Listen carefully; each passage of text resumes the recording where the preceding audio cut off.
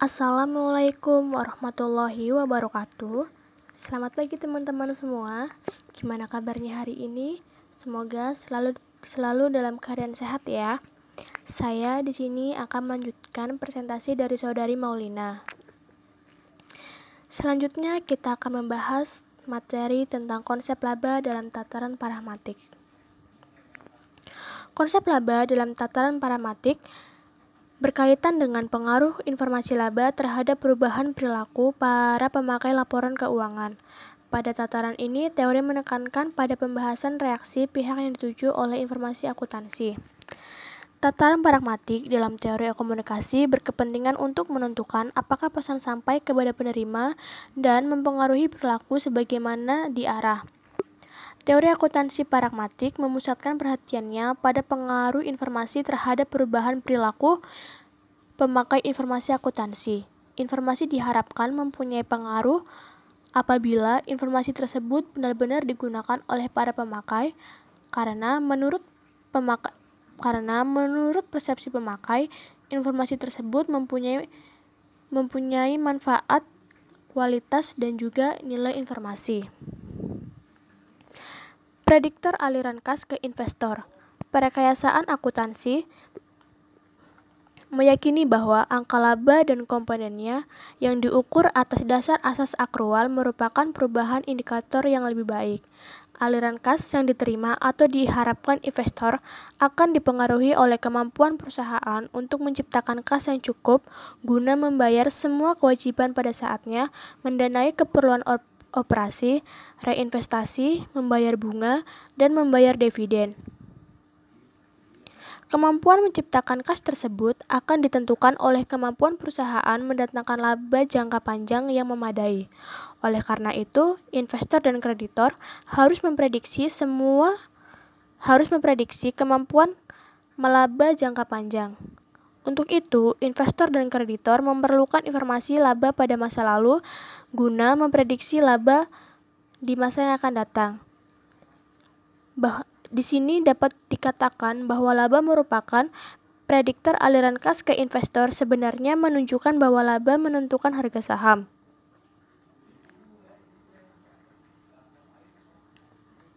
Perkontrakan efisien.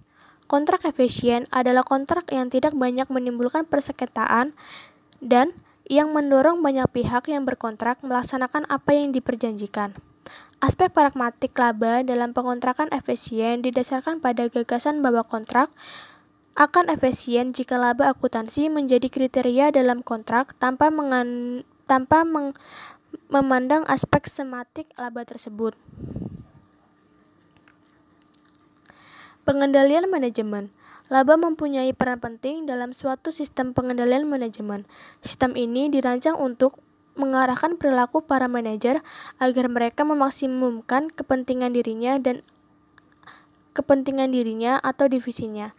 Tetapi pada saat yang bersamaan, kepentingan perusahaan secara keseluruhan juga tercapai. Teori efisiensi pasar.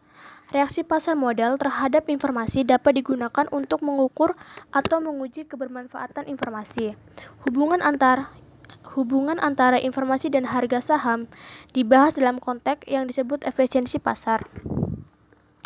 Variabel penting pasar modal adalah harga saham, volume perdagangan saham, return atau kembalian saham, dan indeks harga saham gabungan. Pelaku pasar modal biasanya selalu mengikuti harga saham dan mencari informasi tentang perusahaan untuk menentukan harga saham. Oleh karena itu, reaksi pasar modal terhadap informasi dapat digunakan untuk mengukur atau menguji kebermanfaatan informasi. Hubungan antara informasi dan harga saham dibahas dalam konteks yang disebut efisiensi pasar. Bentuk-bentuk efisiensi pasar. Karena efisiensi pasar hanya dapat dikaitkan dengan informasi atau sinyal tertentu dalam suatu mekanisme penyediaan informasi, terdapat 3 bentuk efisiensi, yaitu yang pertama, efisiensi bentuk lemah, efisiensi bentuk semi kuat, dan juga efisiensi bentuk kuat. Efisiensi bentuk lemah. Pasar adalah efisien dalam bentuk lemah jika harga sekuritas merefleksi secara penuh informasi harga dan volume sekuritas pada masa lalu. Dalam bentuk ini, dianggap pelaku pasar hanya menggunakan data pasar modal historis untuk menilai investasinya, sehingga data tersebut tidak bermanfaat lagi untuk memprediksi perubahan harga masa yang akan datang. Dengan kata lain, pelaku pasar masih memungkinkan untuk memperoleh return abnormal dengan memanfaatkan informasi selain data pasar. Yang kedua, data semi kuat. Pasar adalah efisien dalam bentuk semi kuat jika harga sekuritas merefleksi secara penuh semua informasi yang tersedia secara publik, termasuk dalam statement keuangan. Karena semua pelaku pasar memperoleh akses yang sama terhadap informasi publik, strategi investasi yang mengandalkan data statement keuangan publikasian tidak akan mampu menghasilkan return abnormal secara terus-menerus. Yang ketiga ada bentuk kuat. Pasar adalah efisien dalam bentuk kuat jika harga sekuritas merefleksi secara penuh semua informasi termasuk informasi privat atau dalam yang tidak dipublikasikan atau off the record. Dengan efisiensi macam ini, pelaku pasar yang mempunyai akses terhadap informasi dalam sekalipun tidak akan memperoleh return yang berlebih dalam jangka panjang. Laba sebagai sinyal. Laba merupakan sarana untuk menyampaikan sinyal-sinyal dari manajemen yang tidak disampaikan secara publik. Jadi, laba mempunyai kandungan informasi yang penting bagi pasar modal. Laba dan teori entitas. Telah dibahas secara tuntas pengertian laba menurut para ahli dan lembaga-lembaga kompeten, bahwa laba adalah kenaikan kemakmuran suatu entitas yang dapat dikonsumsi tanpa mempengaruhi kapital semula. Sedangkan dari aspek pengukuran dan prosedur akuntansi, laba adalah selisih antara pendapatan dan biaya. Persoalannya adalah kapan perbandingan pos-pos biaya dengan pendapatan harus berhenti, sehingga selisihnya dapat disebut dengan laba. Ini sama saja dengan masalah apakah suatu pos merupakan biaya atau merupakan pembagian laba. Untuk mendapatkan jawaban ini, pengertian laba harus dikaitkan dengan entitas yang berkepentingan. Untuk suatu jumlah rupiah dapat disebut laba apabila pada sudut pandang atau cara teori entitas yang dianut. Teori entitas berkaitan dengan penentuan siapa yang dianggap paling berkepentingan dengan suatu kegiatan ekonomi, sehingga pihak tersebut berhak untuk menikmati laba karena berkaitan dengan siapa yang berhak atas laba tersebut. Teori entitas atau ekuitas yang banyak dibahas dalam literatur teori akuntansi. Yang pertama ada entitas usaha bersama.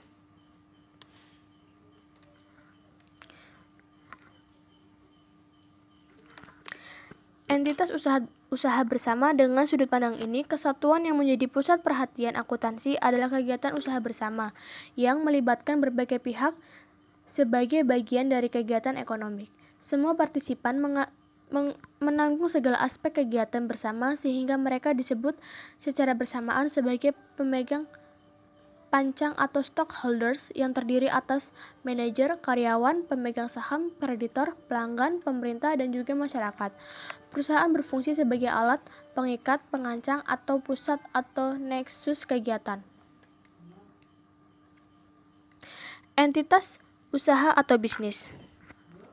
Teori entitas ini mendasari konsep dasar kesatuan usaha yang dibahas pada bab sebelumnya.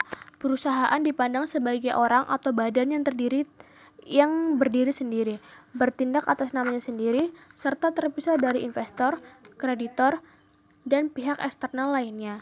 Jadi, perusahaan dipersonifikasikan sehingga dia seakan-akan dapat melakukan transaksi dan kegiatan. Perusahaan menjadi pusat perhatian akuntansi dan menjadi subjek pelaporan. Selanjutnya, entitas investor. Investor di sini adalah investor dalam artian luas, yaitu kreditor atau jangka panjang dan pemegang saham atau preferensi dan dan biasa. Jadi investor adalah penyedia dana utama perusahaan dengan teori ini, pusat perhatian akuntansi adalah kedua kelompok tersebut dan keduanya dipandang sebagai mitra manajemen, bukan sebagai pihak luar sebagaimana dalam sudut pandang kesatuan usaha.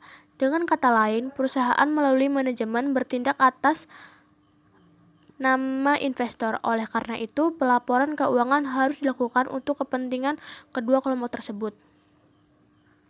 Entitas pemilik.